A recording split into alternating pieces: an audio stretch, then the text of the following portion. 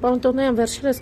համացանցում շատ քննարկում էր Պաշտպանության նախարար Սուրեն Պապիկյանի Զորամասում ճաշարանի բացմանը ներկա լինելու, ասում են նախարարը ինչու պետք է ճաշարանի բացմանը, այսպես ներկա լինի։ Չգիտեմ դրա մասին, այդ Պաշտպանության նախարարների վերաբերել նախկին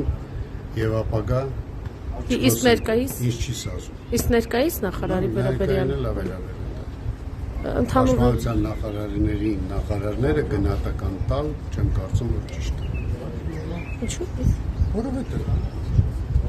ճիշտ։ Որտե՞ղ չգիտեմ ինքը հիմա ինչ իրադրության մեջ է գործում։ Ասում են խաղաղության։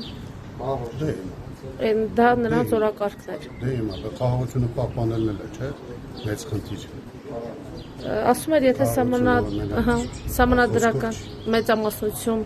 ԿՊ չունենա, աղետալի պատերազմ է լինելու սեպտեմբերին եւ չունի սահմանադրական մեծամասնություն պարոն Տոնոյան։ Հիմա մարդիկ ժողովուրդը մտահոգվելու հարցը տվել եք վարչապետին, ինքն է չէ ասել։ Այդ հարցը ինչու եք տալի։ Ինքը ուներ ինչ-որ գնահատական, այդ գնահատականից հետո պատասխան է տվել։ Ես չեմ ուզում լայնվել այդ հարցի շուրջ։